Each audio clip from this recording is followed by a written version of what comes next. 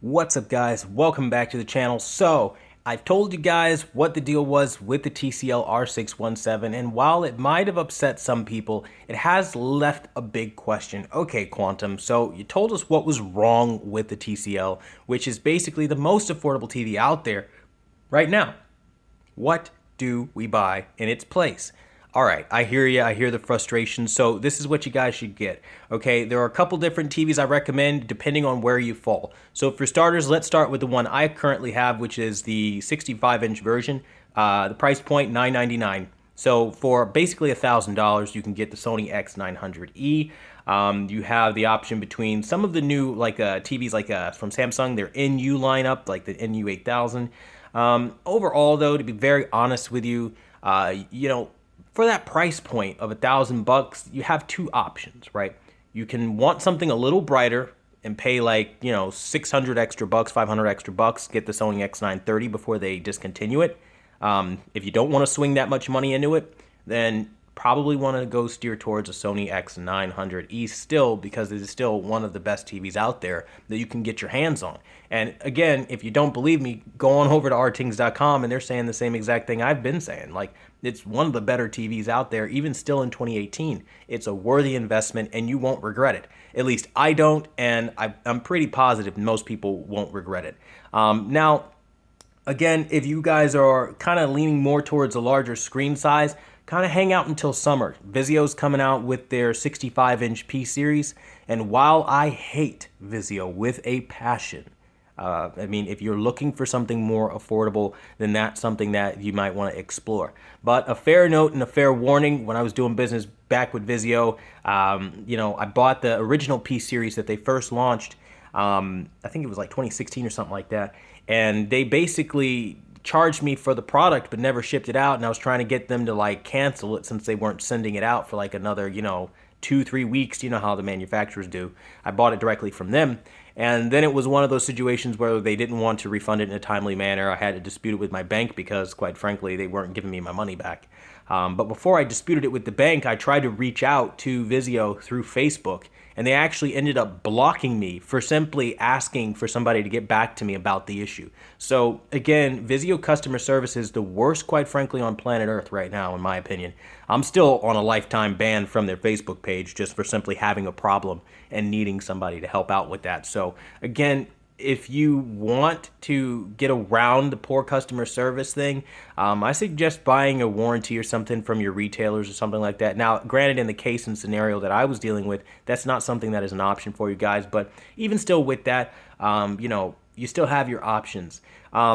Now, again, as far as TVs are concerned, the Sony X900E will probably be my number one recommendation still today. That's just kind of the way it sits for that particular variant, that particular price point.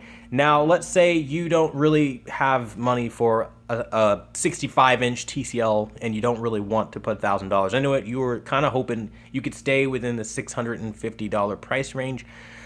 That's going to be tough. For that, I'd say just go at last year's TCL.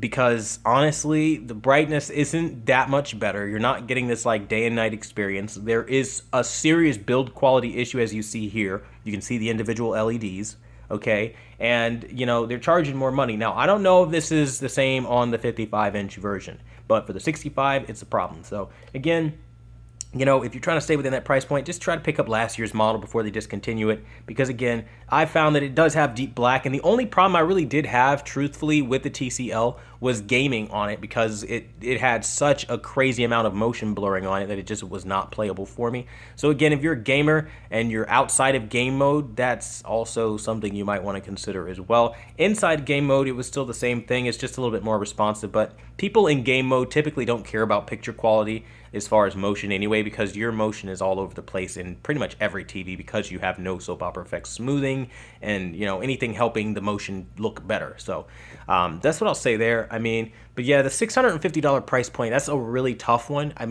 not even kidding. It's a really hard price point to be at. You got to throw a little bit more at a television than $650. Baseline price you want to be going into when you buy a TV is $800, minimally. And from there, I mean, try to work it up to the 1,000, because again, you can really get a decent TV for 1,000. You can catch like all the really high-end TVs, or really good mid-range TVs even on sale for a little bit under the $1,000 price point. So again, something to think about. But again, I understand. So my top two recommendations will be for you guys that are looking for $650, just buy last year's TCL P607 instead of the new R series television. And if you're looking for something to replace the 65-inch, go Sony X900E. It's for the same exact price of $999.99.